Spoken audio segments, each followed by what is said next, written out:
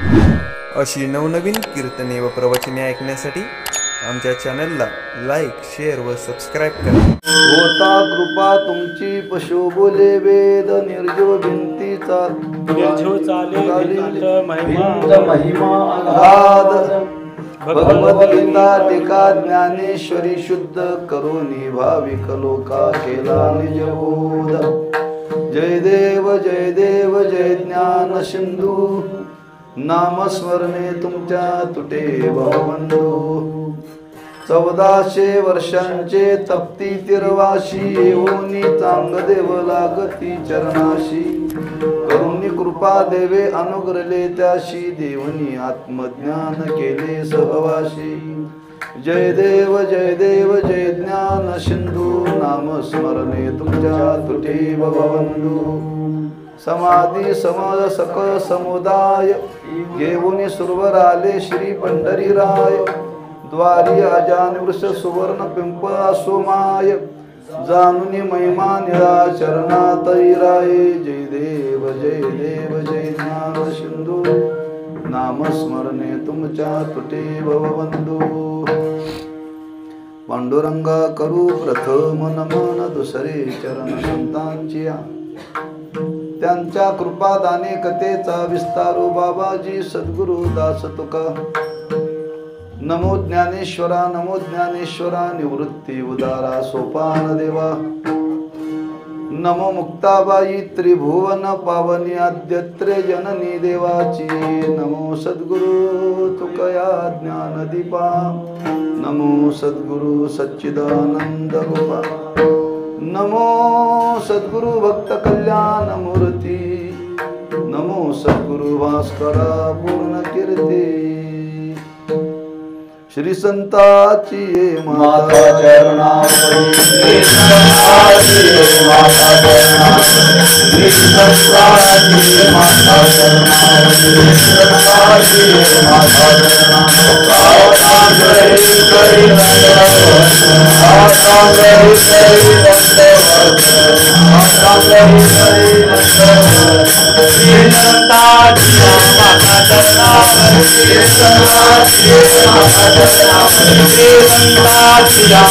चरणावरी.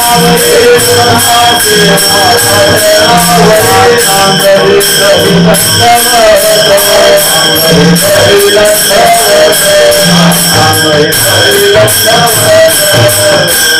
श्री संताची माता चरणावरी साष्टांग हे करी दंडवत. विश्रांती पावलो सांबा उत्तरी वाढले अंतरी प्रेम सुख. होता कृपा तुमची पशु बोले वेद निर्जीव चाले भिंत महिमा अगाध भगवद्गीता टीका ज्ञानेश्वरी शुद्ध करुणी भाविक लोका केला निजबोध. जय देव जय ज्ञान सिंधू नामस्मरणे तुमच्या तुटे भवबंधू. शिवे करता निवडलेला अभंग संत निळोबाराय कृत ज्ञानोबारांची आरती.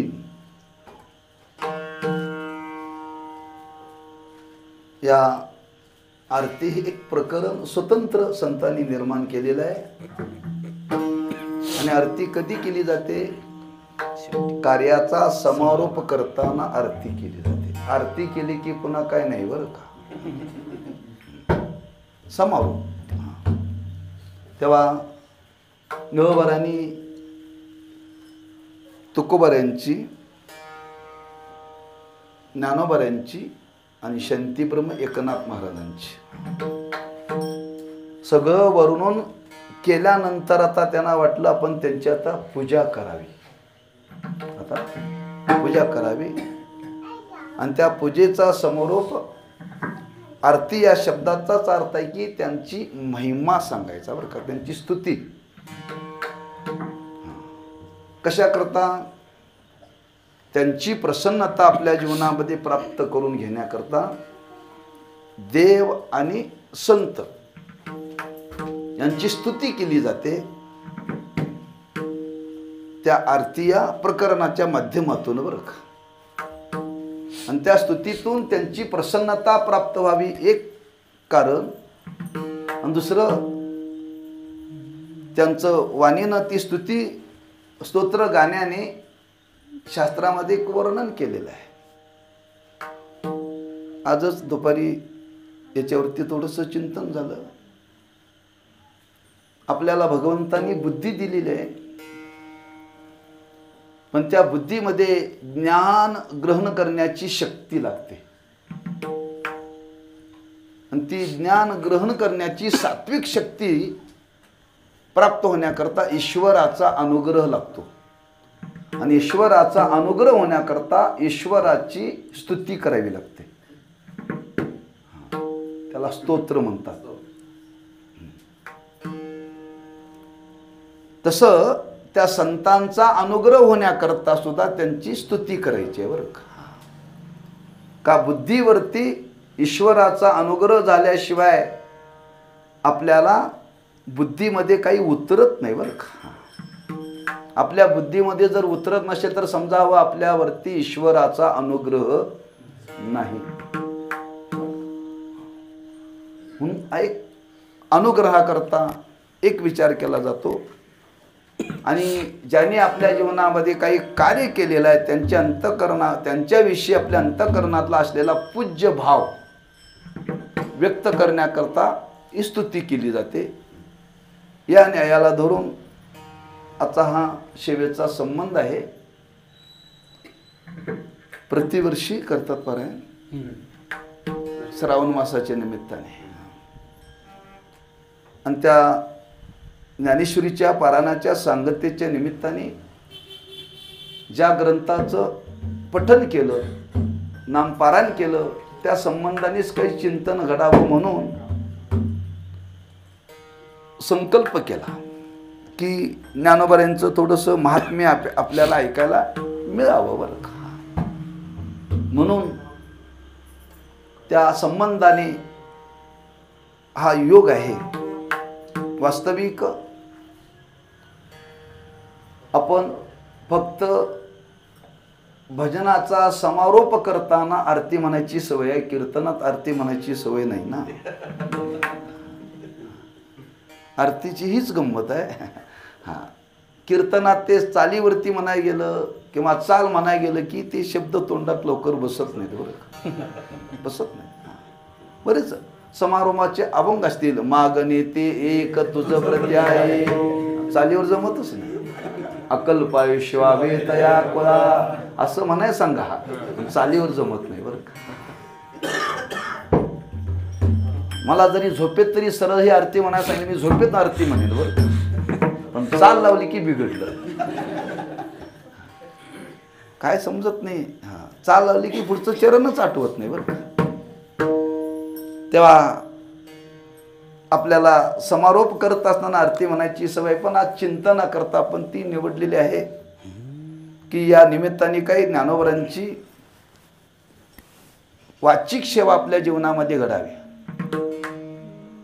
ज्यांनी महिनाभरे या ज्ञानेश्वरीचं पारायण करून जी वाचिक सेवा केली ती आपल्याला 2 तासात वाचिक सेवा करायची आहे बरं. 2 तासामध्ये करायचे. एकंदर या संत जीवन आणि त्यांचं वाङ्मय, त्यांचं कार्य आणि त्यांचे व्यक्तिमत्व हा सकल बाजूने वा सर्व बाजूने आज उत्तर संतांनी पूर्व संतांच्या विषयी आपल्या अंतःकरणामध्ये असलेला आदर व्यक्त केलेला आहे बरं. आणि करणं आज काळाची गरज आहे. थोर पुरुषांच्या विषयी आपल्या अंतःकरणामध्ये आदराची भावना निर्माण झाली पाहिजे. मग ती आदराची भावना निर्माण होण्याकरता थोरांचं केलेलं एक विशेष वर्णन आहे बरं का. थोर कोणाला म्हणावं हा एक अभ्यासाचा विषय, चिंतनाचा विषय. व्यवहाराच्या दृष्टीने थोर शब्द नाही आहे, फक्त परमार्थाच्या दृष्टीने थोर शब्द वापरला जातो. तर या भूतलावरती एक साधूचं जीवन थोर आहे बरं का. संतांचं जीवन थोर आहे, इतकं थोर आहे, इतकं थोर आहे की त्याच्या थोरवीला देवाची थोरवी कमी पडावी एवढं थोर आहे. देवाची थोरवी कमी पडावी का म्हणाल? देव सुद्धा संतांची थोरवी गातो. देव सुद्धा संतांची थोरवी गातो. किंबहुना देव सुद्धा संतांची पूजा करतो. देव सुद्धा संतांची पूजा करतो. हा, जीव जीवाची पूजा करतो. जीव देवाची पूजा करतो आणि देव जीव संतांची पूजा करतो. तीन मुद्दे. जीव जीवाची पूजा करतो, जीव देवाची पूजा करतो आणि जीव संतांची पूजा करतो. संत देवाची पूजा करतात आणि देव संतांची पूजा करतो. बरं का, जीव जीवाची पूजा करतो यात विशेषत्व नाही, लक्षात ठेवा. पण जीव ज्यावेळी देवाची आणि संतांची पूजा करतो यात मात्र लौकिक दृष्टीने विशेषत्व आहे. पण त्याच्याही पेक्षा विशेषत्व जर काय असेल तर जीवापेक्षा संत देवाची पूजा करतात ती विशेष आहे. बरं का, हा, ज्यांचं जीवाचं जीवन पूज्य नाही आहे पण जीवाच्या दृष्टीने संत आणि देव पूजनीय आहे, पूजनीय आहे. म्हणून जीवाने संतांची देवाची पूजा केली पाहिजे. पण संत ज्या अर्थी देवाची पूजा करतात त्या अर्थी काहीतरी त्याच्यामध्ये एक विशेषत्व आहे. बरं का, विशेषत्व आहे. आणि दुसरं, देव ज्यावेळी देवाची संतांची पूजा करतोय त्याच्यापेक्षा विशेषत्व आहे. लक्षात ठेवा. पूजा करणं या शब्दाचा अर्थ काय? पूजा करणे या शब्दाचा अर्थ आहे की त्यांच्या अंतःकरणामध्ये असलेला पूज्य भाव व्यक्त करणं. तो पूज्य भाव इतका असावा, एखाद्याला आपण एखाद्याच्या जीवनामध्ये एकदा पूज्य मानल्यानंतर त्याच्या बरोबरला दुसरा पूजनीय कोणी नाही. बरं का, दुसरा पूजनीय कोणी नाही आहे, लक्षात ठेवा. संत एक देवाला पूज्य मानतात आणि संत संतांना पूज्य मानतात. किंबहुना देव संतांना पूज्य मानतो. लक्षात ठेवा. देव कुठेही नतमस्तक होत नाही. बरं का, देवा करता सगळ्यांनी नतमस्तक व्हावं पण देव कुठेही नतमस्तक होत नाही. देव फक्त संतांच्या जवळ नतमस्तक होतो. मग आज जर विचार केला सर्वात पूजनीय कोण आहेत? संत आहेत, देव नाही. बरं का, देव नाहीये. आपल्याला प्रमाणपाठ आहे. देव सारावे परते संत पूजावे,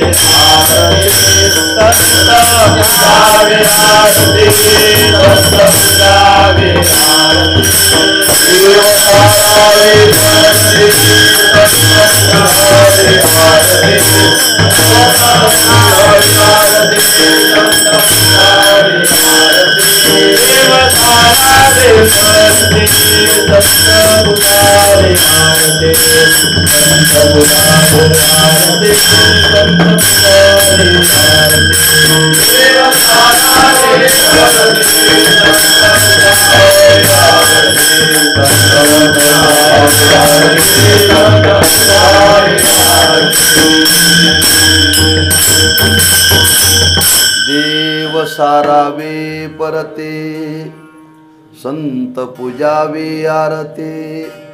बरं का, म्हणजे संतच पूजनीय या भूतलावरती आहेत. किंबहुना तुम्हाला जर देवा जीवनामध्ये पूजाची करायची असेल तर देवाची पूजा करण्यापेक्षा संतांची पूजा करा. का? संतांची पूजा केली की देवाची पूजा करावी लागत नाही, पण देवाची पूजा केल्यानंतर पुन्हा संतांची पूजा करावी लागते. संतांची पूजा केली की देवाची पूजा करावी लागेल नाही. तुका म्हणे देवा त्यांची केल्या वाटे सेवा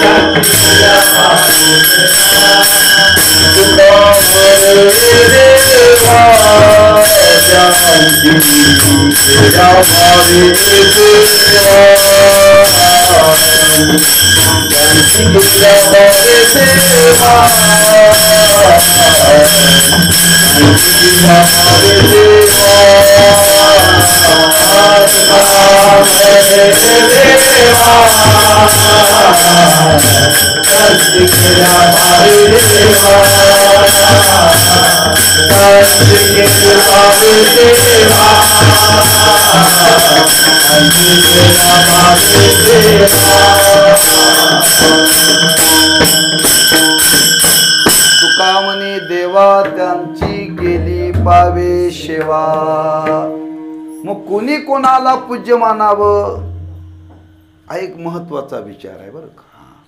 आपल्या मनाने कोणालाही पूज्य मानण्यापेक्षा त्या मान्याला अप्रामाण्य नाही आलं पाहिजे. लक्षात ठेवा, अप्रामाण्य नाही आलं पाहिजे. हा, म्हणजे त्याला शास्त्राची प्रामाण्यता पाहिजे, वेदाची प्रामाण्यता पाहिजे, पुराणाची प्रामाण्यता पाहिजे, आणि शेवटी आपल्या स्वभावाची, आपल्या अनुभवाची, आपल्या अनुभवाची बरं का. आम्ही एखाद्याला पूज्य मानत असेल पण शास्त्र त्याला पूज्य मानतं का हा विचार केला पाहिजे. आपण एखाद्याला पूज्य मानतो पण त्याला देव पूज्य मानतो का हा विचार केला पाहिजे. देवाने, शास्त्राने, पुराणाने पूज्य मानल्यानंतर त्याच्याविषयी आपल्या अंतःकरणामध्ये पूज्यता निर्माण झाली पाहिजे. तेच खरे पूजनीय बरं का. म्हणून काही प्रसंग आहेत त्या पूज्य भावाविषयी आपल्याला सांगतो, स्मरण झालं म्हणून. साखरे महाराजांची परंपरा आहे, कधी शिष्य परंपरा आहे तर कधी वंश परंपरा आहे. आम्ही ज्यांच्याकडे अध्ययन केलं ते ब्रह्मलीन श्री गुरु किसन महाराज साखरे. कळण्याकरता गुरूंचं नाव कधी घ्यायचं नसतं बरं का, पण कळावं म्हणून. आता विद्यमान नाहीत महाराज म्हणून आपल्याला कळण्याकरता. नुसतं साखरे महाराज म्हटलं की परंपरा नुसतं साखरे महाराज आरंभापासून धरलं जातं बरं का. त्यांच्या आधीचे त्यांचे गुरु तात्या महाराज ते स्वभावाने कडक होते पा. आणि काही थोर थोर मंडळी आश्रमामध्ये यायची, थोर थोर मंडळी बरं का.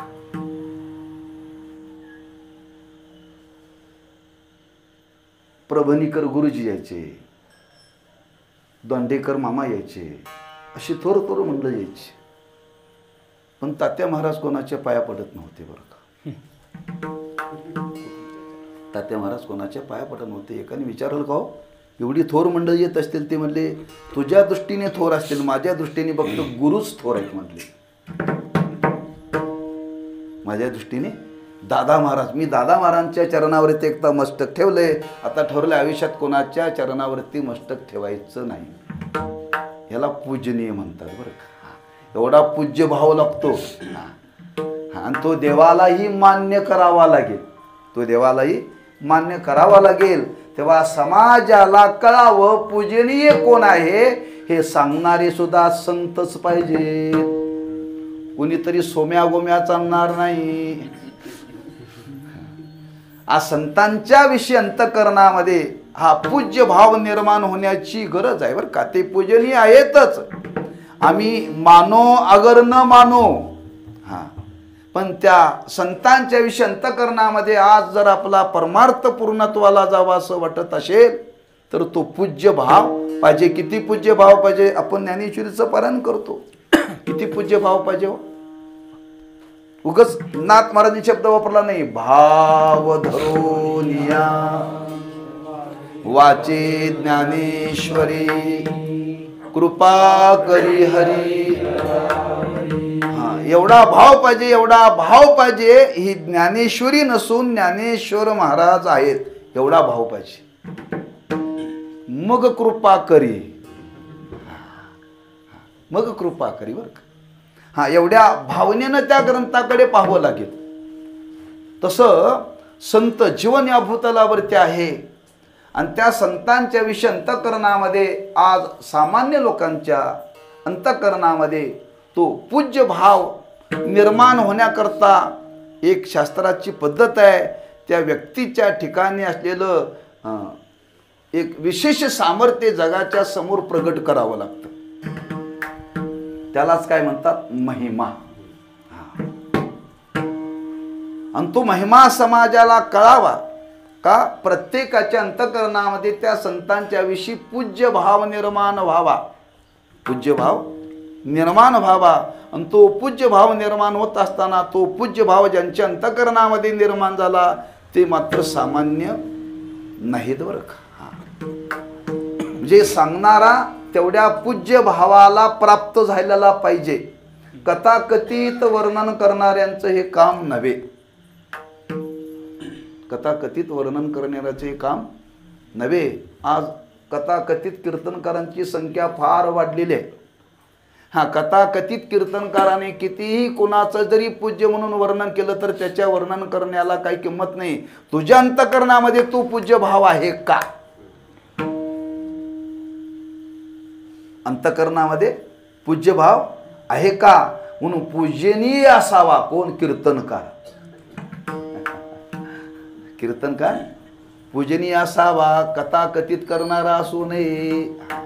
मी परवाच सांगितलं. हा, काही लोकांना वाटतंय युट्यूबवरचा कीर्तनकार असावा, पण तो पूजनीय आहे का, पूजनीय आहे का. हा, समाज गोळा करतो म्हणून तो पूजनीय नव्हे, लक्षात ठेवा. समाज, कारण समाज दोन्ही बाजूने बोलतो बरं का. समाज, हा, बुवानी कीर्तन चांगलं केलं, प्रसिद्ध आहे, पण पैसे घेतल्याशिवाय आला का, पूज्य भाव नाही बरं का. मोजला आधी म्हणतोय तो. म्हणून ती व्यक्ती पूजनीय असावी. आणि पूजनीय असावे सांगण्याकरता त्या योग्यतेची ती महात्म्य पाहिजेत.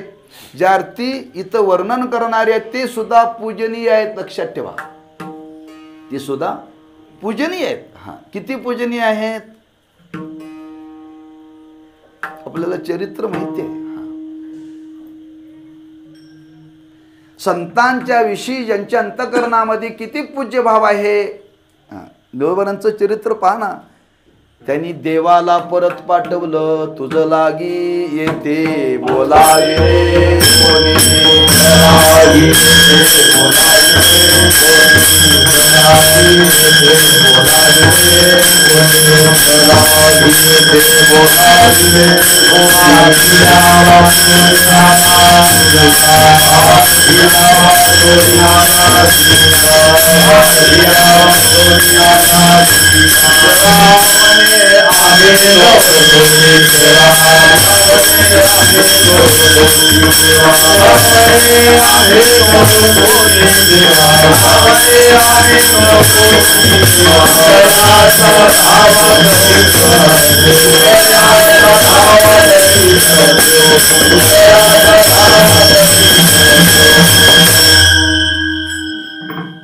कोण कोणाला बोलतं विचार करा बरं का. निरामनी आम्ही नोळखोची देवा, देवाला बोलतायत. हा, समोर देव उभे आहेत, देवाच्या माघारी नव्हे, देवाच्या माघारी नव्हे, देवाच्या समोर आहेत. आणि देवाला सांगितलं, देवा तुला आम्ही ओळखत नाही, ओळखत नाही. निळोबरांना सांगायचं होतं आमचा एकच पूज्य भाव आहे, संत. बरं, संत. म्हणजे एवढा पूज्य भाव संतांच्या अंतःकरणामध्ये संतांच्या विषयी होता. अशांच्या मुखातून जर आपण ऐकलं तर आपल्या अंतःकरणामध्ये पूज्य भाव वाढीला लागेल. नाहीतर पूज्यच नाहीतर पूज्यच बरं. म्हणून आज त्या संतांचं महत्व कळण्याकरता ज्ञानोबांनी आपल्या जीवनामध्ये त्या ज्ञानोबांची पूजा केलेली आहे बरं का. स्वतः पूजा केलेली आहे. आणि जी पूजा केली ती लौकिक दृष्टीने केलेली पूजा नाही बरं का. लौकिक दृष्टीने केलेली पूजा नाही. ह्या आता ते हार आणले कीर्तनाला घालण्याकरता, ती तुळस आणली. कधी तोडले तुळस हो? तोडणाऱ्याला माहिती आता काल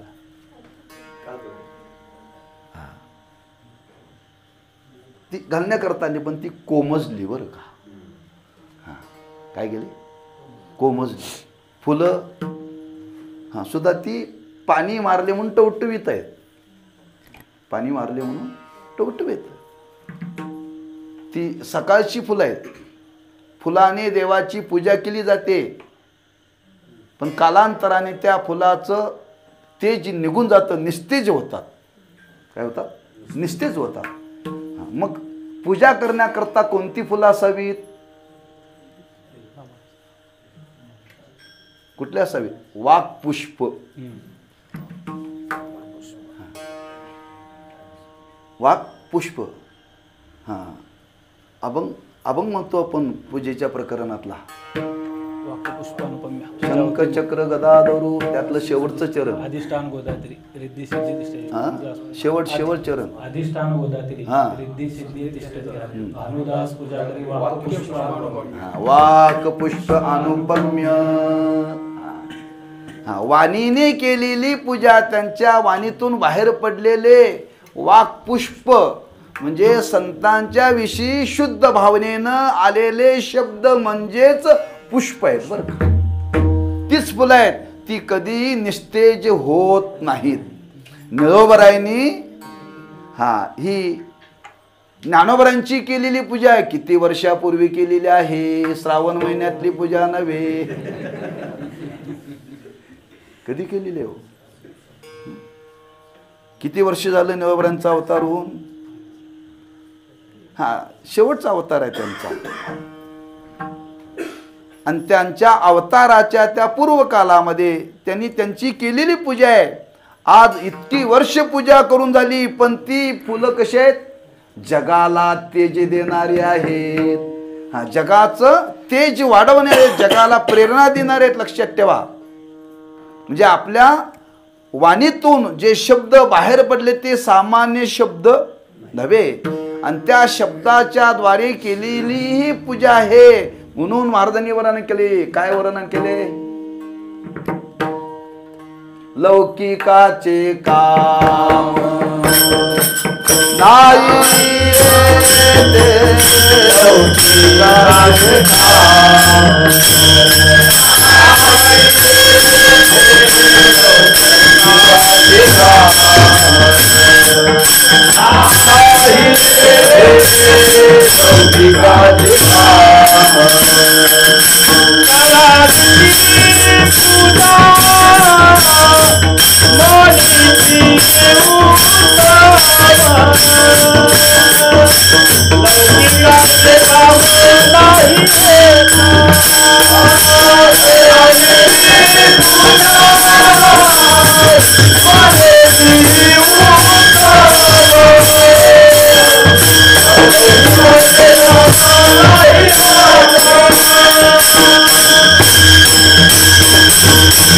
करावी ती पूजा मनेची उत्तम. लौकिकाचे काम नाही येते किंवा आता.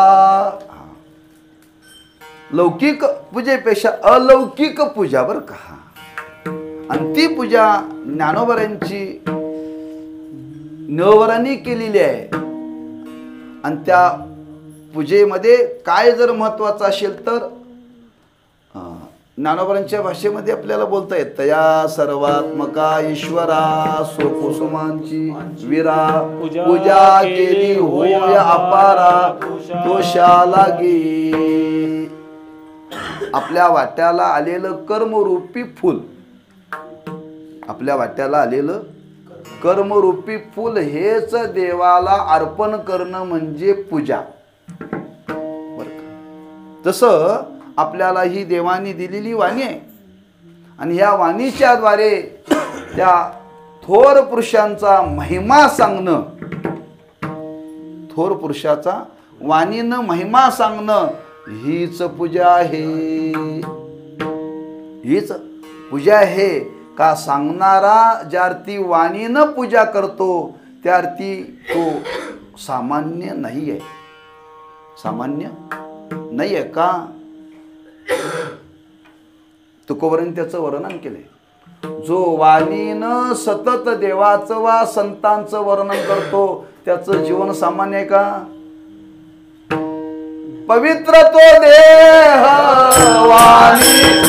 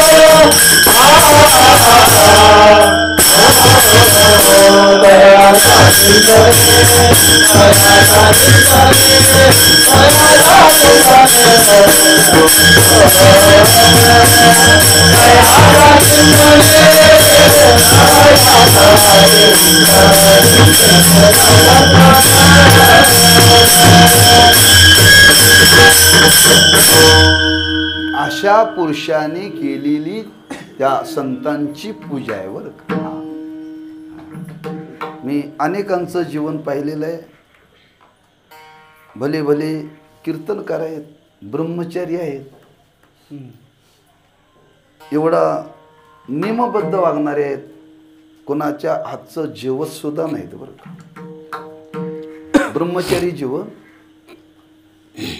स्वतः पाणी भरायचं आणि स्वतः स्वयंपाक करायचा, देवाला नैवेद्य दाखवायचा आणि मग जेवायचं बरं का. ब्रह्मचर्य जीवन आहे. पंढरीमध्ये वास्तव्य आहे. आणि एकदा रस्त्यामध्ये भेटल्याने बोलता बोलता हळूच तंबाखू त्यांनी काढला. म्हणलं महाराज थांबा, तुम्ही एवढं नियमबद्ध आहे, एवढं तुम्ही संसाराचा त्याग केला, तंबाखूचा का त्याग केला नाही? मोठा माणूस आहे बरं का. मग मी धैर्य केलं, धैर्याने त्यांना विचारलं, काय उत्तर देता आलं नाही. मी बऱ्याच जणांना हात धरलाय, कीर्तनात कोणाची नावं सांगोनी म्हणून सांगत नाही.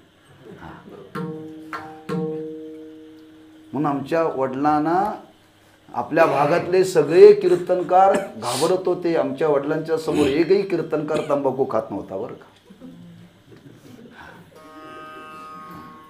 एकही कीर्तनकार जेवढे प्रसिद्ध कीर्तनकार सगळे महाराजांच्या समोर कुणी खात नव्हतं. लक्षात म्हणजे सांगण्याचा भाव आहे, ज्यांनी ज्यांचं वर्णन केलेलं आहे, वर्णन करणारा सुद्धा तेवढाच पूजनीय आहे, तेवढाच पूजनीय आहे. आणि तेवढ्याच पूज्य भावाने तो पूजन करतो. कशा करता? समाजाच्या अंतःकरणामध्ये संतांच्या विषयी पूज्य भाव निर्माण व्हावा म्हणून. कारण संतांच्या विषयी पूज्य भाव निर्माण झाल्याशिवाय आपल्याला परमार्थामध्ये फल मिळणार नाही. नाथ महाराजांनी वर्णन केले, घाली संताशी आसनी पूजा करी काया वाचा मनी, एका जनार्दनी जाणी शिले पुरवी. म्हणजे त्या संतांनी आपली इच्छा पूर्ण करावी असं वाटत असेल तर एवढ्या पूज्य भावाने आपण त्यांच्याकडे गेलो पाहिजे. आणि तो पूज्य भाव हा समाजामध्ये निर्माण व्हावा म्हणून त्या संतांच्या विषयी काय पूजनीय असं आहे, तेव्हा काय त्यांचं सामर्थ्य आहे, का त्यांची पूजा करावी. व्यक्ती म्हणून पूजा करू नका. लक्षात ठेवा, व्यक्ती म्हणून पूजा करू नका. व्यक्तीच्या ठिकाणी जे असलेलं सामर्थ्य, त्या सामर्थ्याला पाहून पूज्यभाव निर्माण व्हावा लागतो बरं का. नाहीतर व्यक्ती म्हणून जर पाहिलं तर देह पंचमहाभूताचाच आहे, देह पंचमहाभूताचाच आहे. पण त्या व्यक्तीच्या ठिकाणी असलेले सद्गुण, त्या सद्गुणाला फार महत्व आहे बरं का. म्हणून जी आज पूजा केली जाते, व्यक्तीची पूजा केली जात नाही, व्यक्तीच्या ठिकाणी असलेल्या सद्गुणाची पूजा केली जाते. व्यक्तीच्या ठिकाणी असलेल्या सद्गुणाची पूजा केली जाते. का? ते सद्गुण, तो सदाचार म्हणजेच देवाचं स्वरूप आहे, देवाचं स्वरूप आहे बरं का. लक्षात ठेवा. आणि याच भावनेनं महाराजांनी वर्णन केले त्या संतांचं बरं का. कोणतं वर्णन केले? पुण्यवंत व्हावे घेता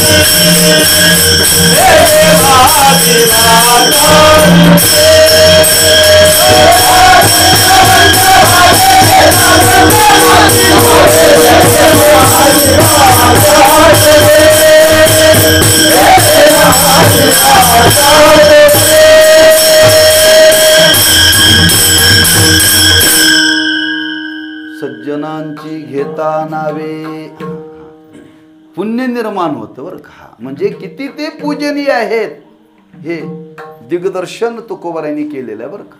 आणि त्याच दृष्टीनं आज इथं निळोबार आहे, त्या ज्ञानोबरांच्या विषयी आपल्या अंतःकरणामध्ये असलेला पूज्य भाव व्यक्त करतायत. आणि तो पूज्य भाव व्यक्त करत असताना महाराज म्हणतात, आपण एवढे संपन्न आहात, एवढी शक्ती आपल्याजवळ आहे की तुमच्याकडे जर पाहिलं ना,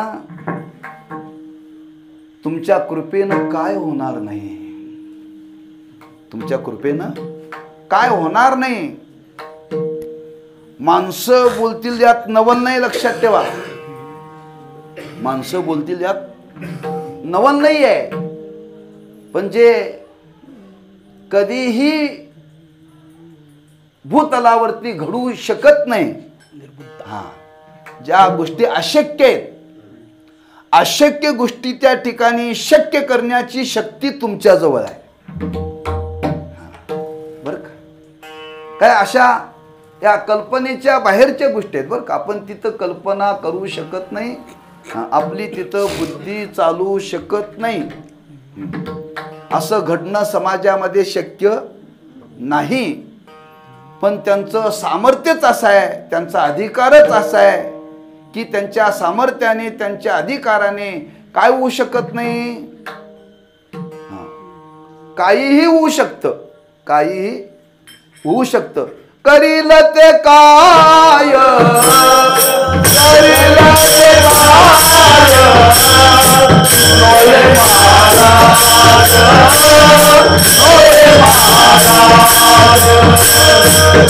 करील ते काय, नोले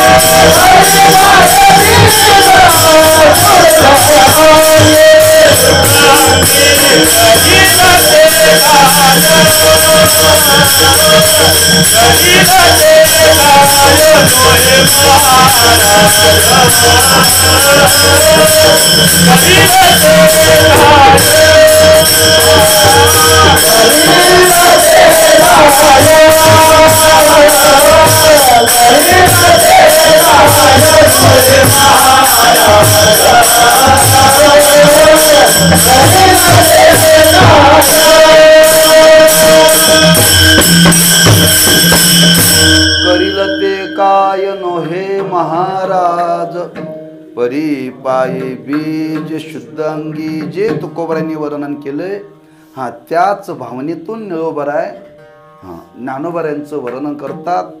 आणि ते वर्णन करताना म्हणतात की आम्हा तुम्हाला त्या संतांचा महिमा किती आघात आहे, आणि ते आघात महिमा सांगण्याकरता महाराजांनी पहिल्या चरणामध्ये त्यांच्या जीवनाचं अवलोकन केलेलं आहे.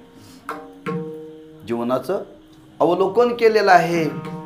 जरी समाज म्हणत असला चमत्कार, काय वावगं नाही आहे बरं का, काय वावगं नाही आहे.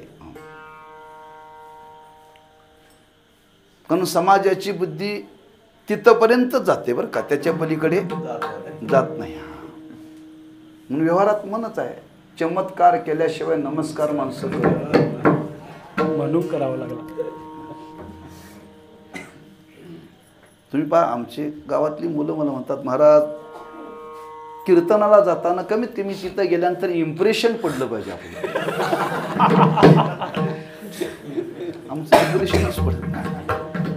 बऱ्याच लोकांना कीर्तन करता येत नाही पण इम्प्रेशन फार पडतंय. बऱ्याच लोकांना कीर्तन करता येत नाही पण इम्प्रेशन फार लोकांचं असतं बरं का. हां, कारण तशा त्या ह्याच्या आवेशामध्येच ती मंडळी येतात बरं का. हां हां, नाही बहुतांश अशी आज कीर्तनकारांची अवस्था हीच आहे. हां, सांगण्याचा भाव असा की हां की ते चमत्कार,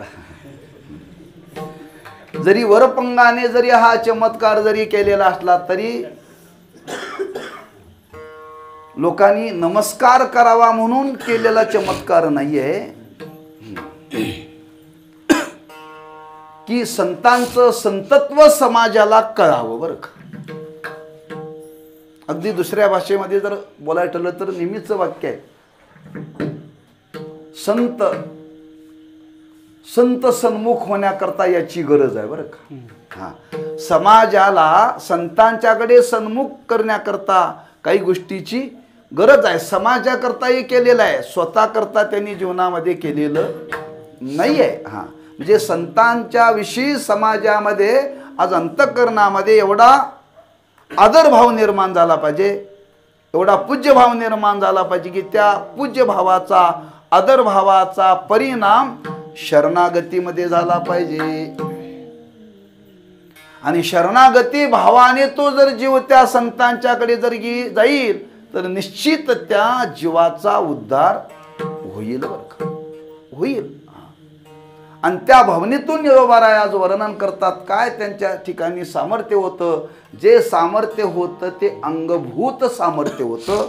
आणि त्या अंगभूत सामर्थ्याला पाहून महाराज त्यांच्या जीवनाशी नतमस्तक होऊन त्यांचं जे वर्णन करतात ते अभंगाच्या पहिल्या चरणामध्ये. होता कृपा तुमची पशु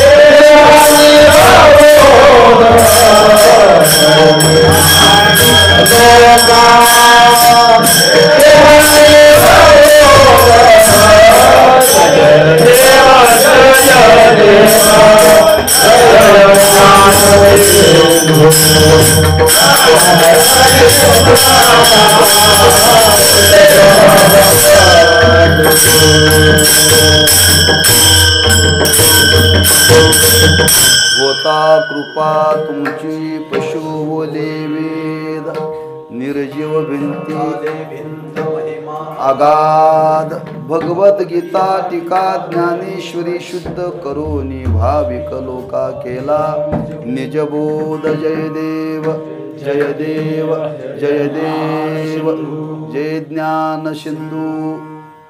2 वेळा का 3 वेळा आहे? 2. जयदेव जयदेव जय ज्ञान सिंधू. जय 3 वेळा आहे. हा, जय 3 देव 1दा 2दा. जय देव जय देव जय ज्ञान सिंधू. हा, 3 वेळा जय जयकार महाराजांनी केलेला ज्ञानोबरांचा. आणि तो का केला? होता कृपा तुमची पशु बोले वेद. जो बोलत नाही त्याला तुम्ही बोलकं केलं. जो बोलत नाही त्याला बोलकं केलं. बोलत नाही त्याला बोलकं करण्याकरता काय लागतं? कृपा कृपा पाहिजे. कृपेशिवाय बोलता येत नाही बरं का. कुणाची कृपा लागते? देवाची, संतांची. देवाची नाही तर संतांची. पंगुम लंग येते गिरिम यत् कृपा तमं वंदे परमानंद माधवम. पांगळा सुद्धा चालू शकतो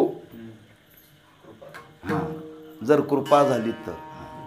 आणि अकृपा झाली तर चांगला असलेला पांगळा होतो.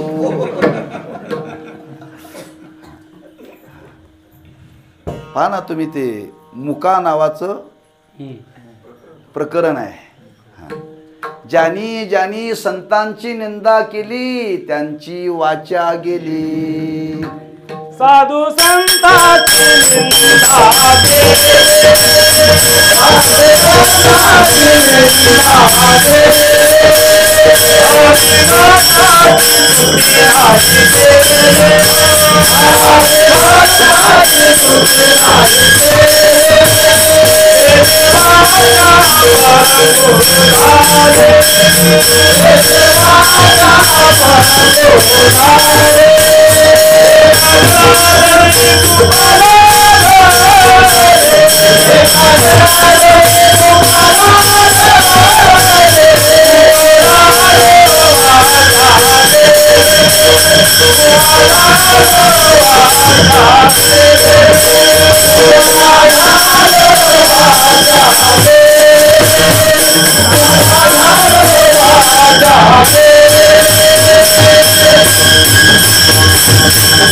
तेने वाचा पंगू झाली पंगुम लंग येते. 2 टोक आहेत बरं का. अवकृपा आणि कृपा. कृपेतून आद्य शंकराचार्यांच्या जीवनातला एक प्रसंग आहे. एक जन्माला आलेला बालक होता. तो 8 वर्षाचा झाला तरी बोलत नव्हता बरं का. 8 वर्षाचा झाला तरी तो बोलत नव्हता. आणि योगायोगाने ज्या गावामध्ये ही माता त्या मुलाला घेऊन राहत होती त्याच गावात आद्य शंकराचार्य गेले. तेव्हा एखादा महात्मा साधू आला की माणसं भेटण्याकरता जातात. त्या मातेला वाटलं या महात्म्याचं दर्शन घ्यावं आणि आपली व्यथा सांगावी. आपली व्यथा सांगावी. सांगितलं म्हणले हा एकुलता एक मुलगा आहे. 8 वर्ष झाली का 12 वर्ष झाली अजून बोलत नाही म्हटले. असं तो बोलतच नव्हता. आचार्याने त्याला विचारलं तुझं नाव काय, तुझं गाव काय. असं आचार्याने त्याला विचारलं. किंबहुना त्याच्याकडे कृपादृष्टीने पाहिलं. 2 पद्धतीने ते चरित्र आहे बरं. कृपादृष्टीने त्याच्याकडे पाहिलं आणि पाहिल्यानंतर तो बोलायला लागला. काय बोलायला लागला? त्याच्याकरता स्तोत्र आहे. मी देह नाही. बरं का. शिवोहोम शिवोहोम. म्हणजे वयाच्या 8व्या वर्षापर्यंत 12व्या वर्षामध्ये पर्यंत एवढे त्या मातेनं प्रयत्न केले पण तो बोलला नाही. पण आचार्यांनी विचारल्याबरोबर तो बोलायला लागला बरं का. याला म्हणतात कृपा. याच्याकरता मी सांगतो याच्या म्हणतात कृपा. आपण कशालाही कृपा म्हणतोय बरं का. कशालाही कृपा म्हणतोय आणि कशाला तरी कृपा म्हणून आज समाजामध्ये शब्द वापरला जातो कृपया माझ्या बोलण्याकडे लक्ष द्या. लोक म्हणतात महाराज आमच्यावरती कृपादृष्टी असावी. कृपादृष्टी कशाला तरी कृपा शब्द वापरला नाही. जे अघटित घडतं त्याला कृपा म्हणतात बरं का. अघटित जे घडणं कधीही शक्य नाही. आता मुलगा होण्यामध्ये कृपा समजतात, लग्न होण्यामध्ये कृपा समजतात, नोकरी लागण्यामध्ये कृपा समजतात. लोकांची भावना आहे, लोकांची भावना आहे. लोक म्हणतात महाराज जुळत नव्हतं पण गुरूंच्या कृपेने जुळलं, गुरूंच्या कृपेने जुळलं असं नाही. म्हणून ते गुरुवरे महाराज सांगायचे नेहमी. एक नाना महाराजांच्याकडे एक विद्यार्थी होता, तो नेहमी त्यांच्याकडे यायचा, त्यांची सेवा करायचा. आणि एक दिवस एवढ्या आनंदाने आला, उड्या मारतच आला बरं का. महाराजांनी विचारलं का रे एवढा आनंद का, म्हणजे एवढा आनंद काय, म्हणजे काय नाही, म्हणजे महाराज तुमची माझ्यावरती कृपा झाली. म्हणजे काय झालं, लग्न ठरलं. इतकी वर्ष मी प्रयत्न करत होतो, कोणी द्यायला तयार नव्हतं. आज ती लग्न करण्याकरता तयार झाली. खरंच तुमची कृपा आहे. नाना महाराज म्हणले माझी कृपा नाही तिची कृपा समज. आतापर्यंत तुला वरायला कुणी तयार झाली, ती वरायला तयार झाली, तिची कृपा, माझी कृपा नव्हे.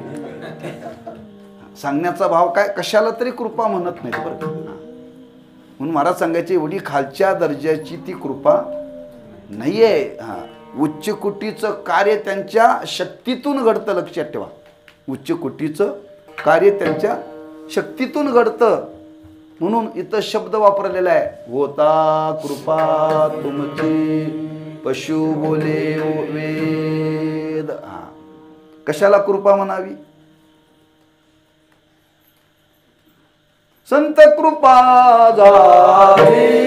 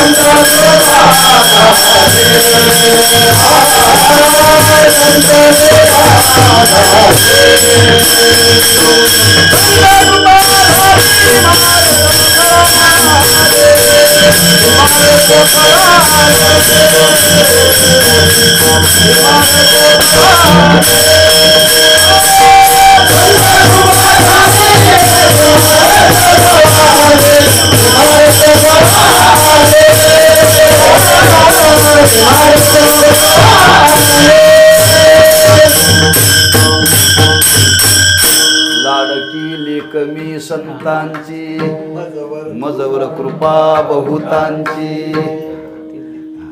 कृपा कशाला तरी म्हणत नाहीत. बहिणाबाईंनी वर्णन केले, आज या पृथ्वीवरती एवढा मोठा भागवत संप्रदाय आहे, निष्कलंक आहे. काय निष्कलंक आहे बरं का. एवढा मोठा हा एवढा विस्तार आणि एवढा प्रसार झाला, याचं कारण काय, महाराज म्हणतात संतांची कृपा आहे. असा संप्रदायच नाही, अनेक संप्रदाय आहेत. म्हणून पहिला शब्द वापरला आहे, संत कृपा झाली. म्हणून सामान्य क्रियेला कृपा म्हणत नाही बरं का. म्हणून इथं महाराज वर्णन करतात, त्या ज्ञानोबरांच्या जीवनाकडे जर पाहिलं ना, काय ज्ञानोबरांच्या जीवनामध्ये शक्ती होती, काय सामर्थ्य होतं, फार मोठं सामर्थ्य होतं. एवढं सामर्थ्य होतं, ज्ञानोबरांनी सद्गुरूंच्या विषयी आपल्या अंतःकरणातला भाव व्यक्त करताना हा शब्द वापरला. ज्ञानोबांनी विचारलं, महाराज तुम्ही गीतेवरती भाष्य केलं, गीतेवरती भाष्य केलं, तेव्हा हे कसं काय केलं? ज्ञानोबा म्हणतात ते हे कृपेचे वैभव. हे नाही केलं नाही म्हणतात, हे गुरु कृपेची वैभव आहे म्हणतात. म्हणजे गीतेवरती भाष्य लिहिल्यानंतर ज्ञानेश्वरी सारखा ग्रंथ जो प्रकट झाला, ज्ञानोबा म्हणतात मी केलेलं नाही, हे गुरुकृपेचं वैभव आहे, हे गुरुकृपेचं वैभव आहे, लक्षात ठेवा. हा त्याच न्यायाने इथं महाराज इथं वर्णन करतात. हा आरंभाला वर्णन केले. हा प्रस्तावनेमध्ये संत कृपा दीपको सोज्वलो झालो. हा एरवी मी मूर्खच आहे, एरवी मी मूर्खच आहे, पण संत कृपेने मी आज एवढा मोठा झालो. आम्ही तुम्ही सुद्धा मूर्खच आहोत, पण संतांच्या कृपेनेच आज आपण हे बोलतो. संतांची कृपा काही अंशाने आमच्या तुमच्यावरती आहे, म्हणून माणसं आमच्याकडे पूज्य भावनेनं पाहतात. लक्षात ठेवा, पूज्य भावनेनं पाहतात. म्हणून इथं महाराज वर्णन करतात की होता कृपा तुमचे पशु बोले वेद. आतापर्यंत सृष्टीच्या आरंभापासून आजपर्यंत एकही पशु बोललेला नाही. आणि पशु जर बोलायला लागलं तर माणसाच्या बोलण्याला किंमत राहणार नाही, माणसाच्या बोलण्याला किंमत राहणार नाही. फक्त माणसालाच बोलण्याचं सामर्थ्य दिलेलं आहे, बाकी कोणाला दिलेलं नाही. म्हणतर हा फुगलाय, ताट झालाय.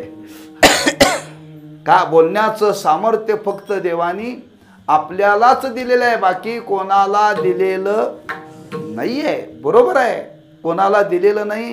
हा पण जर त्यांच्या मनात जर आलं तर, त्यांच्या जर मनामध्ये आलं तर ते कोणालाही बोलवू शकतात. बरं का, कोणालाही बोलू शकतात. तेव्हा त्यांच्याजवळ असणारी जी शक्ती आहे, ज्यांच्याविषयी आपल्या अंतःकरणामध्ये आज पूज्य भाव निर्माण करायचा आहे, हा महाराज सांगतात ती ज्या देवानी सृष्टी निर्माण केली, देवाने सृष्टी निर्माण केली, सर्व जीव देवाने निर्माण केले, सर्व जीव देवाने निर्माण केले. पण जे देवाला करता आलं नाही ते संतांनी केलं. बरं का, जे देवाला करता आलं नाही ते संतांनी केलं. म्हणून तुम्ही पूर्ण सृष्टीच्या संबंधाने चिंतन पहा, कुठं असा संबंध आहे का?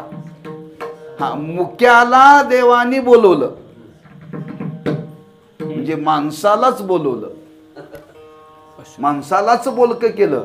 पण पशुला बोलकं केलेलं कुठेही तुम्हाला पाहायला मिळणार नाही. बरं का, हे सामर्थ्य ज्यांच्या जीवनामध्ये आहे ते सामान्य आहेत का?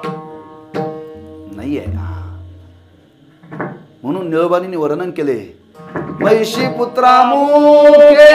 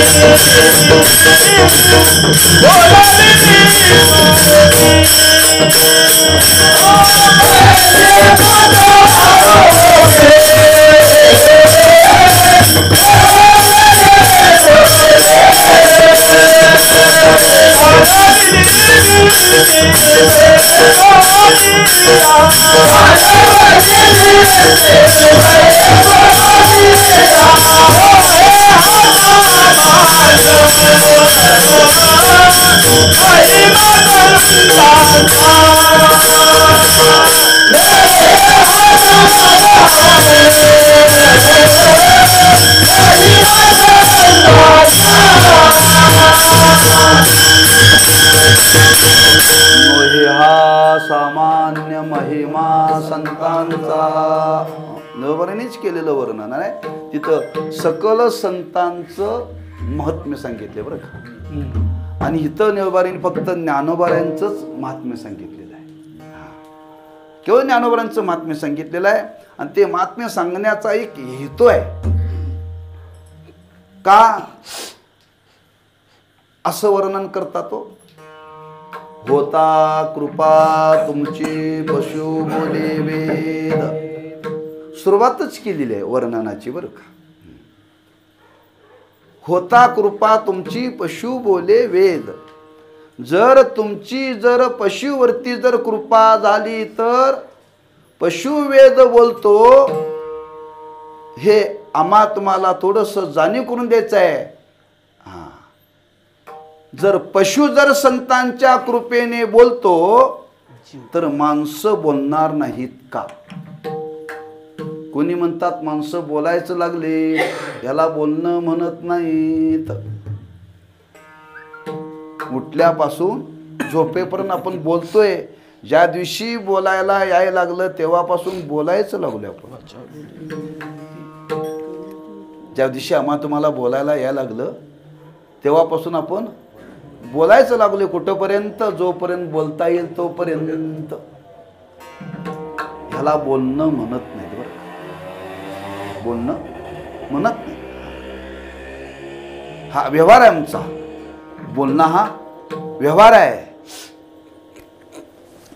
बोलणं कुठं? जिथं व्यवहार थांबावा आणि परमार्थ सुरू व्हावा त्याला बोलणं म्हणावं बरं का. व्यवहार थांबावा आणि केवळ परमार्थच त्याच्या जीवनामध्ये घडावा. त्या बोलण्याला खरं बोलणं म्हणावं. आता आम्ही जर हे बोलत असलो तरी ज्ञानोबांच्या भाषेमध्ये अनंत वाचार बरती बर. जरी कंबर बांधून कीर्तनात बोलत असलो तरी बरंच आहे. बरंच. आम्ही नुसतं बरवतय. आत काय आहे? ठणठणीच कोर्टच आहे हो. काहीच नाही आतमध्ये उतरलेलं बरं का. मग बोलणं कसं असावं? काय बोलण्याचा परिणाम आहे? जर संतांची कृपा जर जीवावरती जर झाली तर त्या दिवशी जीव जे बोलेल ते सामान्य बोलणार नाही बरं का. सामान्य बोलणार नाही. लक्षात ठेवा. काय बोलेल हो? दुसरं काहीच बोलणार नाही. अगदी थोडस वेगळ्या रूपाने तुकोबारांनी वर्णन केलं. बोले ऐसे बोल. बोल बोल की. बोले ऐसे बोल. ते तर झालंच. त्या बोलण्याचा परिणाम आपल्याला सांगतो की बोलणं या शब्दाचा अर्थ आहे की त्याच्या मुखातून जे शब्द बाहेर पडतील, मी सच्चिदानंद स्वरूप आहे, मी सच्चिद आनंद स्वरूप आहे असा त्याच्या वाणीतून शब्द बाहेर पडलेले. मी तो वासुदेव तत्वता, मी तो वासुदेव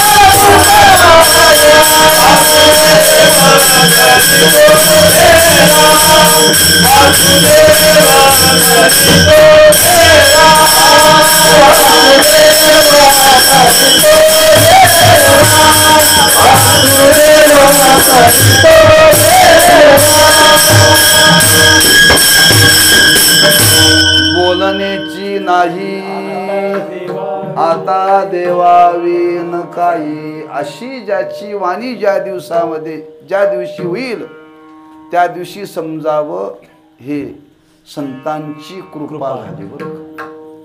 हा कंबर बांधून चार गोष्टी बोलणं म्हणजे कृपा नव्हे. आता म्हणावं लागतं तुमच्या कृपेनं बोलतो, तुमच्या कृपेनं बोलतो म्हणावं लागतं. एक आपल्या अंतःकरणातली त्या गुरूंच्या विषयी असलेली कृतज्ञता, संतांच्या विषयी असलेली कृतज्ञता व्यक्त करण्याकरता हे बोलावं लागतं. पण हे खरं कृपेचं लक्षण नव्हे बरं का. हा म्हणून इथं महाराज वर्णन करतात की होता कृपा तुमची पशु बोले वेद. हा त्या पशुच्या मुखातून वेद बाहेर पडला. हे अघटित आहे बरं का, अघटित आहे. हा का निमित्ताने बाहेर पडला हे सर्वांना ज्ञात आहे. तिकडं लौकिक चरित्राकडे मी जात नाही. माझ्यापेक्षा तुम्हाला जास्त माहिती आहे, माझ्यापेक्षा तुम्हाला जास्त माहिती आहे. का अनेकांची कीर्तनं तुम्ही ऐकताय ना, अनेकांच्या मुखातून तुम्हाला ऐकायला मिळतं, वाचताय, श्रवण केलेलं आहे. पण इथं एक भाव मर्दानं प्रकट करायचा आहे. पशु सुद्धा जीवच आहे, पशु सुद्धा जीवच आहे आणि मनुष्य सुद्धा जीवच आहे. मग फरक काय हो? बुद्धी. फरक काय? दोघंही जीवच आहे तो. त्यातला फरक एवढा आहे, माणसाला सुख दुःखाची जाणीव आहे, पशुला सुख दुःखाची जाणीव नाही, जाणीव नाही. म्हणजे ज्याला काहीच जाणीव नाही, जाणीव नाही याचा अर्थ काय? त्याला बुद्धीचा संबंधच नाही, बुद्धीचा संबंध नाही. हा बुद्धिमानाला कोणीही बोलवेल हो, बुद्धिमानाला कोणी बोलक करेल. ज्याच्या जीवनामध्ये बुद्धीचा संबंधच नाहीये, बुद्धीचा संबंधच नाही, त्याला बोलक केलं पाहिजे. रेड्या मुखी वेद बोलविला,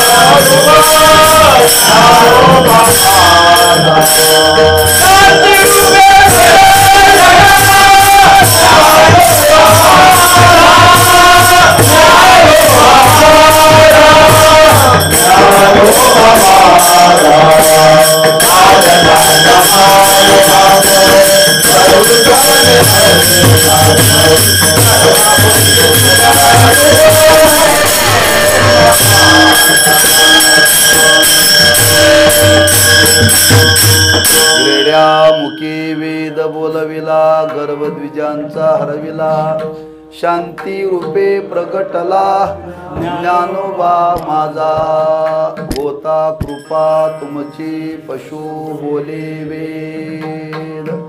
पुढं सरकावा.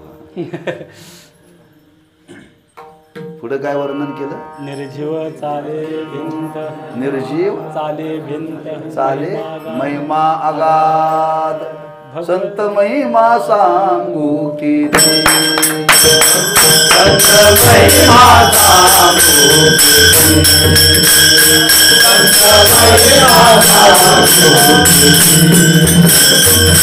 संत महिमा सांगू किती.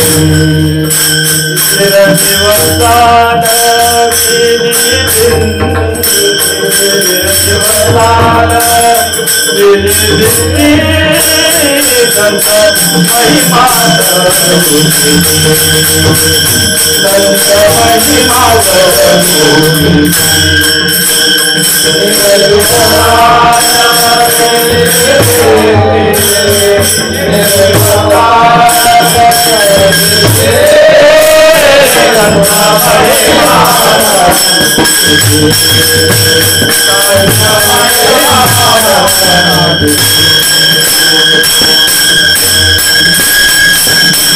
संत महिमावरून किती, निर्जीव चालविले भिंते निर्जीव. तेच इथं वर्णन केलंय. ते कोणाचा अभंग आहे? नामदेवांचा अभंग आहे. हा. आणि तेच इथं वर्णन निळोबारांनी केलेलं आहे. निर्जीव निर्जीव चाले भिंत महिमा आघात, निर्जीव चाले भिंत महिमा अगाध. दोन शब्द सारखे आले की माझा फार घोळ होतो बरं. निर्जीव चाले भिंती महिमा अगाध. आजच्या काळात त्याची गरज आहे बरं का. दिवसेंदिवस पेट्रोल वाढत चाललंय दर, नाही का? एवढ्या लांबून इथं यायचं, माणसं पेट्रोलचे सुद्धा पैसे देत नाहीत, नाही का? म्हणून कमिशन करतो. आणि दिवसेंदिवस पेट्रोल वाढायला लागलंय, तेव्हा म्हणून शोध लावलाय बॅटरीवरती चालणारी गाडी. बॅटरीवरती चालणारी गाडी, पण ती सुद्धा मधीच कधी कधी चार्जिंग उतरत आहे. ना घर का ना घाट का, घराकडे नाही आणि कीर्तनाला नाही, मधीच बरं का. मग अशी जर संतांच्या सामर्थ्याने जर जड वस्तू जर चालायला लागल्या तर जगातले बरेच व्यवहार चांगले होतील का? याच्याकरता संतांनी हे चालवलेलं नाही बरं का. काही विज्ञान युगामध्ये सामर्थ्य आहे, विज्ञान युगाच्या सामर्थ्याने अनेक शोध लावलेले आहेत. जडच आहे गाडी, ही जडच आहे, लक्षात ठेवा. किती लाखाची घ्या, किती किमतीची घ्या, ती जडच आहे. पण ती चालवण्याकरता काही वैज्ञानिकांनी, काही शास्त्रज्ञांनी शोध लावलेत बरं का. आणि शोध लावून ती गाडी आज चालते, माणसं प्रवास करतात. पण आतापर्यंत असं कधी घडलेलं नाही बरं का. आतापर्यंत असं कधी घडलेलं नाही. जड पदार्थ चालायला लागला, जड पदार्थ चालायला लागला. आतापर्यंत असं कधीही घडलेलं नाही. पण इथं महाराज म्हणून शब्द आघात, आघात आहे बरं का. हे कधी, अहो माणसं चालनात नीट, काही माणसाला चालता येईना, पण महाराज म्हणतात त्या संतांचा असा काही महिमा आहे, असा काही महिमा आहे की संतांनी संकल्प केला, संकल्प केल्याबरोबर भिंत चालायला लागली. संकल्प केल्यानंतर भिंत चालायला लागली. देवाच्या संकल्पातून जग निर्माण झालं, विश्व निर्माण झालं बरं का. पण त्यांनी जड पदार्थाला चालवलं नाही. एकले न कंठीचे म्हणून या येणे, केले निर्माण चौदाई भुवने, गगन चंद्र सूर्य मेघ तारांगणे, पाचही महाभूते भौतिके भिन्ने भिन्ने ओ. ईश्वराने जग निर्माण केलं, पण जड पदार्थ चालवले नाहीत बरं का. पण संतांच्या संकल्पातून हे घडलं. काय संकल्प? ज्यावेळी चांगदेव महाराज ज्ञानेश्वर महाराजांच्या भेटी करता निघाले, येत असताना योगी होते, आपल्या ऐश्वर्यामध्ये ते येत होते. तेव्हा मुक्ताबाईंनी विचारलं, दादा एवढा मोठा योगी वाघावरती बसून यालाय, आपण कशावरती बसून त्यांना भेटायला जायचं? आपल्याकडं असं काय आहे? आता तो वाघावरती यायला म्हटलं तर आपण तरी कशावरती तरी जायला पाहिजे ना, कशावरती तरी जायला पाहिजे. हा, जसा समोरचा पाहुणा असेल त्या त्या पाहुण्याप्रमाणे तसं स्वागत केलं पाहिजे.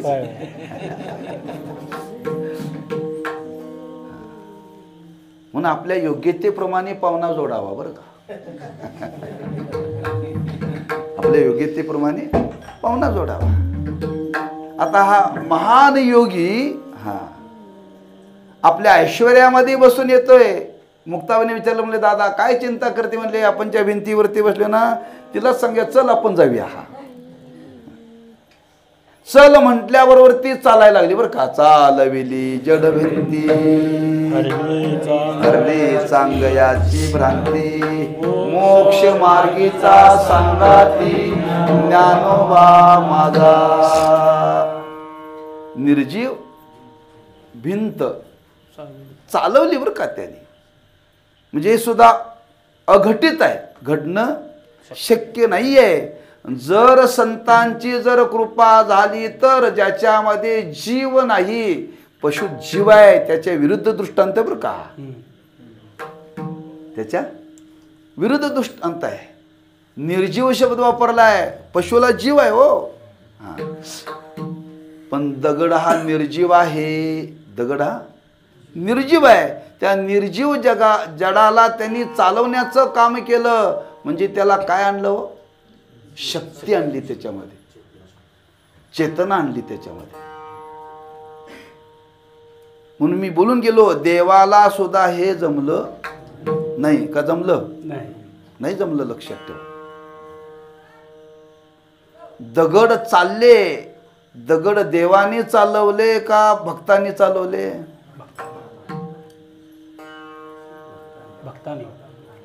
भक्तांनी चालवले. त्याचं कौतुक बघण्याकरता हा बाबा गेला की माझ्या नामाने दगड तरतायत, ह्यालाच विश्वास बसना, ह्यालाच विश्वास बसेना. म्हणून कोणी नाही असा एकांत बघितला आणि देव गेले. दगड टाकला, टाकल्या टाकल्या खाली गेला. बारीक घेतला, देवाला वाटला हा मोठा असेल त्याच्यापेक्षा बारीक टाकावा, तोही दगड बुडाला. देवानी टाकलेला दगड समुद्रावरती तरला नाही, पण ज्ञानोबाईंनी संकल्पाने भिंत चालवली हो. त्याला म्हणतात आघात बरं का, त्याला म्हणतात आघात. हा, जे देवालाही जे जीवनामध्ये करता आलं नाही ते संतांनी केलं. त्यातले भाव आहे. चेतना आहे त्याच्या ठिकाणी, चेतना रहित तो जडच आहे. काय जड कोणाला म्हणतात? जीव नाही, चेतना. मागे व्याख्या सांगितली होती जडाची पाठामध्ये. त्याची कधी हालचाल हालचाल. जड कशाला म्हणतात? स्वतःच स्वतःलाही ज्ञान नाही त्याला जड म्हणतात बरं का. स्वतःच स्वतःलाही ज्ञान नाही त्याला जड म्हणतात, त्याला दगड म्हणतात. दगडाला मी दगड आहे कळत नाही. काही माणसं अशी जगामध्ये आहेत मातेची आखोय दगड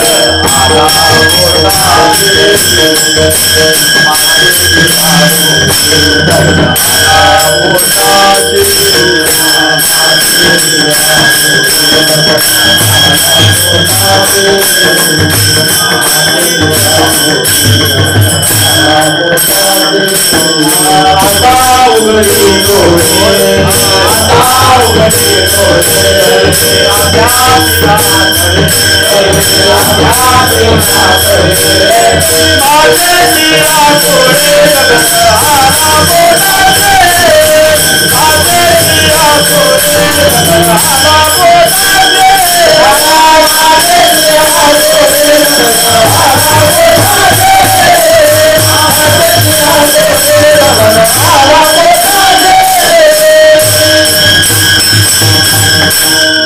माणसाला सुद्धा दगड म्हटले बरं का. अशी बरीच जगामध्ये दगड आहेत. अशा दगडांना चेतना देण्याचं काम संतांनी केलं. त्याला जाणीव करून दिली, तू दगड नसून तू जीव आहेस, जीव नसून तू ब्रह्मस्वरूप आहेस. हे त्या दगडातून वर्णन केले. लौकिक दृष्टीने ते वर्णन केलेलं आहे, पण त्यांची आघात शक्ती सांगितली. महिमा अगाध. पुढं काय वर्णन केलं? भगवद्गीता टीका ज्ञानेश्वरी शुद्ध. तिसरं त्यांनी महाराजांनी केलेलं कार्य आहे, भगवद्गीतेवरती टीका केली. भगवद्गीतेवरती टीका केली म्हणजे टीका करणं म्हणजे भाषांतर करणं. आपण जो व्यवहारात शब्द वापरतो तो टीका त्या अर्थाने नाही बरं का. टीका म्हणजे भाष्य. गीतेवरती भाष्य केलं. मग कोणी म्हणजे त्याचं एवढं विशेषत्व काय हो? एवढं विशेषत्व काय? भगवद्गीता ज्ञानेश्वरी भगवद्गीता टीका ज्ञानेश्वरी शुद्ध. त्याचं विशेषत्व आहे, फार विशेषत्व आहे बरं का. गीतेवरती ज्ञानोबांनी केलेली टीका आहे, अनेकांनी केलेली आहे. अनेकांनी. आद्य शंकराचार्यांनी सुद्धा गीतेवरती भाष्य लिहिलेलं आहे. आद्य शंकराचार्यांनी सुद्धा ज्ञानोबांच्या आधी भाष्य केलेलं आहे. कोणाला माहिती आहे? अभ्यासू लोकांना माहिती आहे. पण पहिलं गीतेवरती भाष्य आचार्य शंकराचार्यांनी केले, लक्षात ठेवा. पण ते केलेलं आहे, पण ते समाजापर्यंत पोचलेलं नाही. समाजापर्यंत पोचलेलं नाही. त्यानंतरच ज्ञानोबांच्या या नंतर या भारतभूमीमध्ये गीतेवरती भाष्य केलं एका कवीनी, दासोपंतांनी. 1,00,000 ओव्या लिहिल्या. किती? 1,00,000 ओव्या लिहिल्या बरं का. अनेकांनी या गीतेवरती भाष्य केलं, अनेकांनी गीतेवरती भाष्य केलं, पण जे ज्ञानोबांनी केलेलं भाष्य आहे ना, ते काही आगळं वेगळं बरं का. काय वर्णन केले? ब्रह्म साम्राज्य वर्णियेली गीतेची टीका, विठोबाचा प्राण सखा, ज्ञानोबा माझा गीता अलंकार, नाम ज्ञानेश्वरी अलंकार, नाम ज्ञानेश्वरी अलंकार, नाम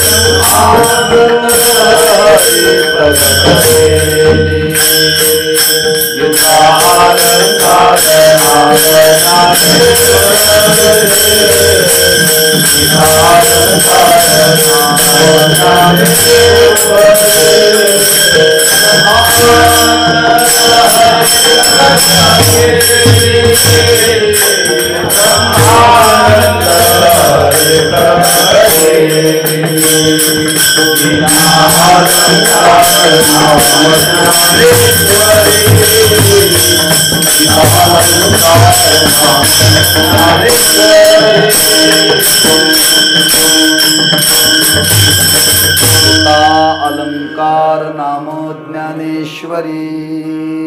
माणसं सोन्याला भुलतात का अलंकाराला भुलतात? भेटलीचं का रे?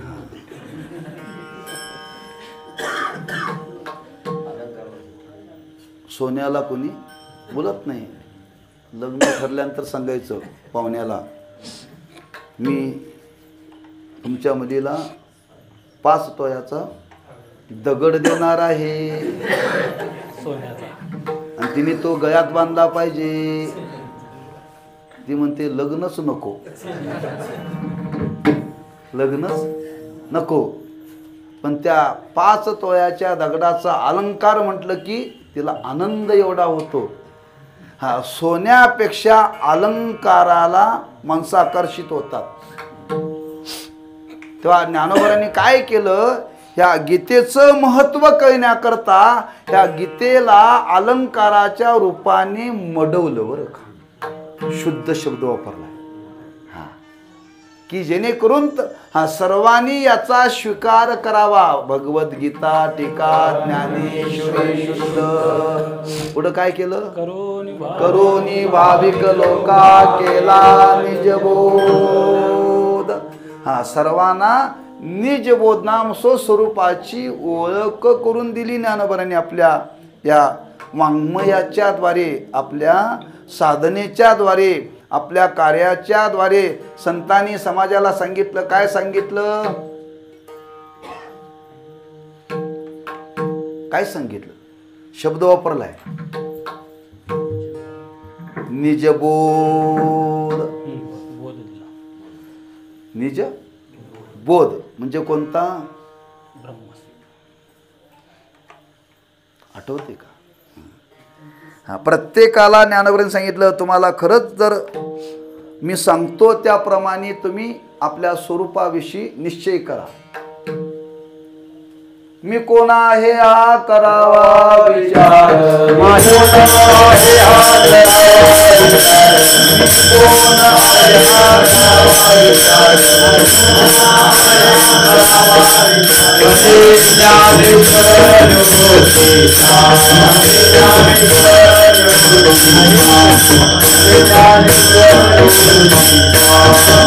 हा, तुम्हाला कोणी विचारलं की स्वतःचा नाव सांगू नका. हा, स्वरूपाच्या दृष्टीने बोला. मी सच्चिदानंद स्वरूप आहे बरं का. हा, मी पूर्णानंद आहे हे बोलणं नव्हे. मी महाराज आहे हे जगाला ज्ञानोबांनी केलं नाही बरं का. हा, जगाला ओळख करून दिली, आपण सर्वजण ब्रह्मस्वरूप आहोत, निजबोध बरं का. हा, तो बोध, ज्ञानाचा बोध त्यांनी जगाला दिला. लक्षात ठेवा का. हा बोध कधी प्राप्त होतो, एकाएकी प्राप्त होत नाही. साधू भेटला तर. हा, साधू वाचून बोध होत नाही, आणि बोध झाला तर तो बोध म्हणत नाहीत. साधू बोध झाला नुरोनिया ठेला, ठाईच मुराला अनुभव. कोणता बोध, निजबोध. मी स्वतः देव स्वरूप आहे, सच्चिदानंद स्वरूप आहे. हा बोध जगाला जर होईल तर जगाची अशी अवस्था निर्माण होईल. काय होईल, ज्ञानदेवा गोडी संगती सज्जनी, हरी दिशे जनी मनी आत्मतत्वी. आणि हे कार्य, हा महिमा, त्यांची शक्ती मनामध्ये घेऊन महाराज म्हणतात, जय देव जय देव जय ज्ञानदेव, जय देव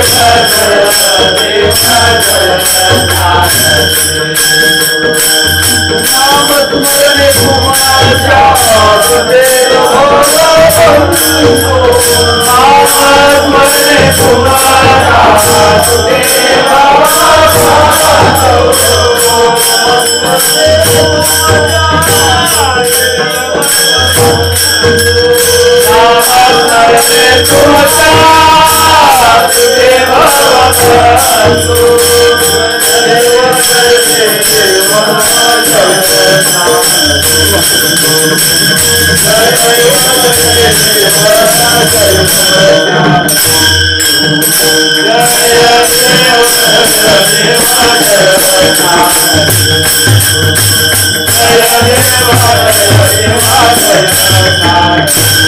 जय जय ज्ञानेश्वर माऊली ज्ञानराज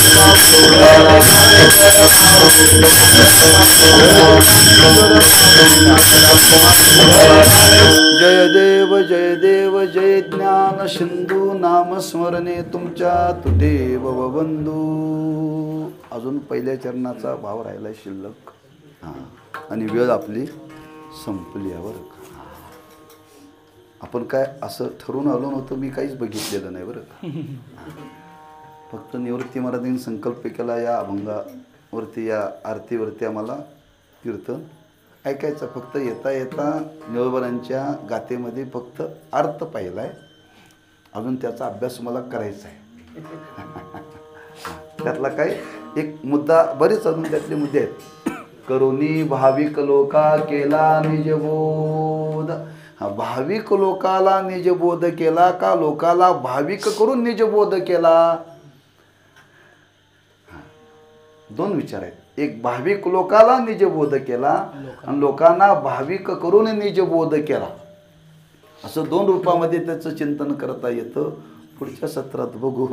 तेव्हा अशा ह्या ज्ञानोबरांच्या विषयी आपल्या अंतःकरणामध्ये असलेली पूज्य भावना व्यक्त करतात. जय देव जय देव जय ज्ञान सिंधू. जय जयकार असो. आपण ज्ञान सिंधू आहात.